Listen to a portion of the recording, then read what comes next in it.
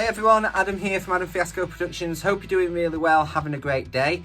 Today I have just taken delivery of the brand new Slate VSX headphone modelling system. It's brand new, it only came out a couple of weeks ago, and I'm sure you've probably heard about it, but in case you haven't, these are headphones, closed back headphones that claim to model the sound of professional studios, cars, audiophile listening rooms, mastering rooms, and speakers. And that's a pretty incredible claim, and if it works out, then it could be an absolute game changer for professional producers and hobbyists alike.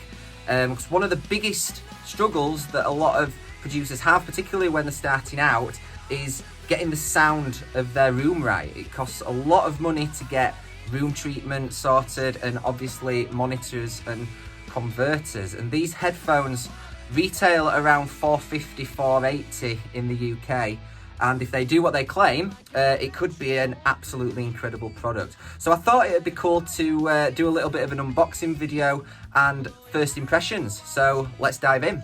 So in the UK, these were purchased from SX Pro.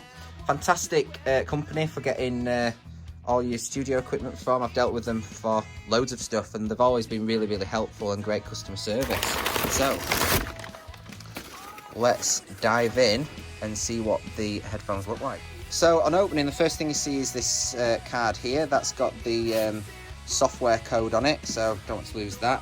And then we see the headphones themselves. First impressions, they feel really good. They've still got the Founders Edition stickers on, which is nice. It's a shame that that's not embossed on. It's a shame that it's a sticker, but still nice nonetheless. They feel really lightweight. The ear cushions feel nice and soft. They are made of plastic, but they do feel quite durable. It would have been nice if the headband was made out of something a little bit more sturdy, some sort of metal. But yeah, no complaints overall for the way that they look or how they feel. Put them to one side, then underneath in the box, we have a really nice carry case. This is really, really sturdy and really, really hard wearing, so I kind of don't mind the headphones being made of plastic, given that the carry case is that well made and that sturdy. Inside, they fit really, really nicely inside there. And so in this little pocket here, this is where the cable is. Cable feels really, really thin. But I remember Slate saying that they designed it specifically this way because they wanted it to be as close to wireless as possible. So apparently it's supposed to be tangle-free and pretty much forgettable. So we'll see how that holds up. So I'll plug these in and I'll let you know my first impressions.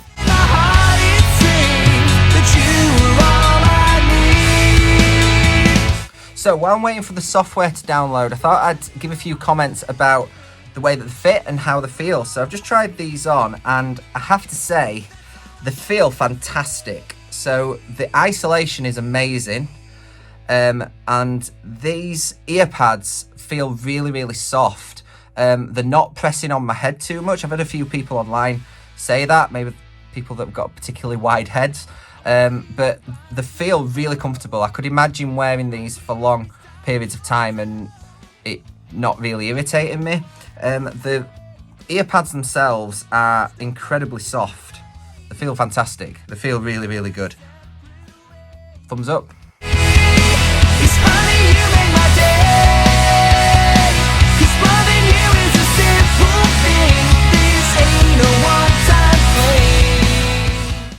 Okay, so I've just spent around half an hour, 45 minutes listening to various mixers on the headphone system.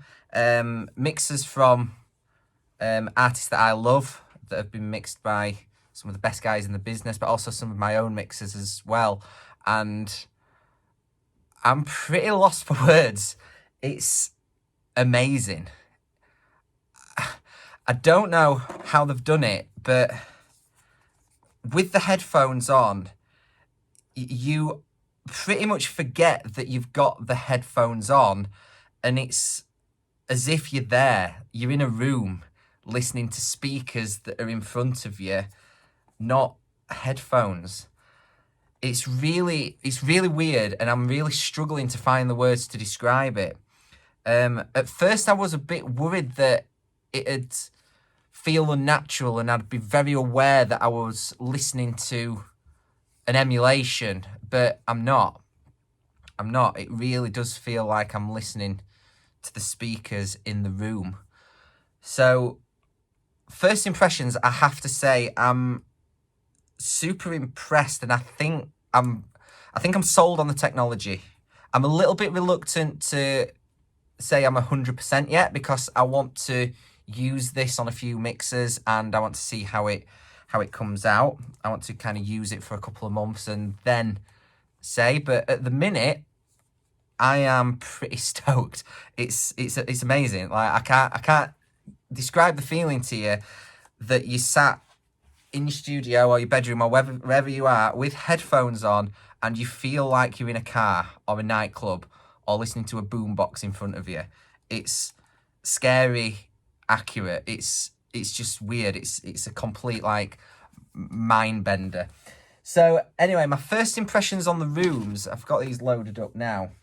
So I've read all over the internet, people are really digging the Archon midfields, and they do sound amazing. I think in the Archon studio, the midfields are definitely my favourite out of the three. The near fields are all right. The far fields, there was a little bit too much room sound in there for me, but something that really struck me, and this is, again, 100% credit to these headphones, is the amount of low end is phenomenal. Particularly when you go to those far fields. And again, it's weird to explain, but how you feel when you're in a room with bass and it kind of hits you rather than hear it. I was getting that feeling, and it's completely artificial because, you know, there are no big bass waves hitting you, but that is the feeling that you got from the headphones. It was really weird. But yeah, so the midfield Archons sound really, really good. The near fields and far fields sound great, but I wasn't as impressed with those. I found myself always switching away from them. The next room that I liked was the NRG. The near field NS10s in the NRG sounded amazing. I really, really like this, and I'm really excited to mix on those. It would be nice if there was the option of turning the sub off. So at the minute it is NS10s with a sub.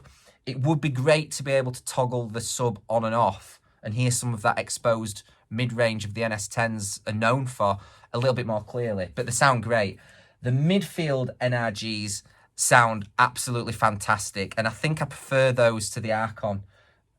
There's just something about them that sound really, really well balanced. I don't know, it's maybe a particular style or choice thing, but they sound amazing. They sound really, really good. The far fields, again, I probably wouldn't mix on them. There's just a bit too much room for me, and maybe it takes a little bit of time to kind of get used to the far fields. I'm not used to working with huge far field monitors, so it's probably just that. So those sound amazing. Howie Weinberg's room is super revealing. It is a little bit weird, the speakers being so far away. There is a big sense of the room in there, which takes a little bit of getting used to. I can't imagine doing a whole mix on them, but I think for referencing the mix when you get to the end, I think these will be great because they reveal a lot of issues in the mix. What else is good? The cars sound like a car. It's weird. It sounds exactly like you sat in the car. The electric car, this is a Tesla. There is some weird sort of like comb filtering that happens and phasey stuff, but apparently I've seen quite a few people mentioning that online, and I think it's just the adjustment. Once I'd listened to the car for a few minutes, you start to adjust. So that's probably, you know, it's super unnatural to go from being in a studio in front of massive speakers to literally instantly being in a car. You know, it's a super unnatural thing to do, and so you need to give your ears time to adjust. Other than that, the boombox sounded great. Again, it's a super good reference. The club, I don't really do that sort of EDM music, but I can imagine if you do, it's going to be an invaluable tool. It would have been nice if the club had an option of being a bit deader. It's obviously an empty club. It would, I guess, I don't know, I'm not a DJ, but I guess it would be nice to hear what your tracks sounded like on the club system when it's kind of packed. You've got a packed dance floor and it would be a bit deader. I don't know if that's possible, but that's the only feedback I've got on that one. And then onto the headphones. The headphones sound really good. The 650s sound great. I don't own 650s, so I can't compare them. The 770s, I do actually own a pair of 770s here, and it's the 80 ohm version. They do sound pretty close. The emulation had less high end than these, which was weird. But when I flicked to the 250 ohm version on the software, that actually sounded closer to the 80 ohm real bayers that I've got. So not a huge issue, but just an observation. And the Apple AirPods, they are scary close. They sound literally like AirPods, and you can really hear the difference between the wired and the wireless version. The wired have a much bigger push in the mid-range, whereas the wireless have got much better bass extension and high frequency extension. So, yeah, first impressions for me are absolutely incredible. It's really weird. It's really sort of disorientating at first, but in terms of the sound, it sounds fantastic. And I think I am prepared to say that I'm sold on whether this actually works. It does. It sounds like you sat in a room. I want to hold off my final judgment until I've worked with them for a bit. I want to do a couple of mixes. I've got 3 songs to mix over the next couple of days, which I will be using the headphones for. Whether I would want to do a full mix on them, I'm not sure.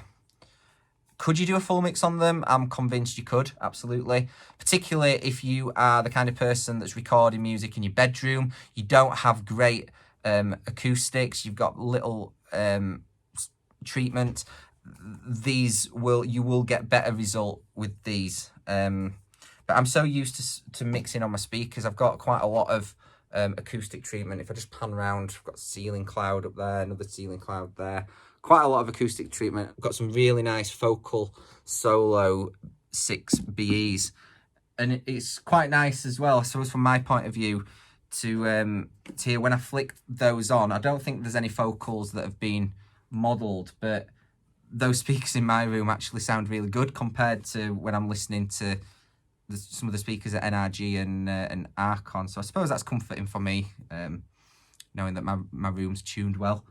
So anyway, I will update in a couple of months once I've had a chance to work with these and I've had a chance to see how they actually translate, because that is the most important thing. Do they translate to the real world, and do they get you better mixers? I think they probably will, but at the moment I can't be too sure. The only thing I don't like, if I have to pick something, is the cable. And the only reason I don't like it is because it feels flimsy.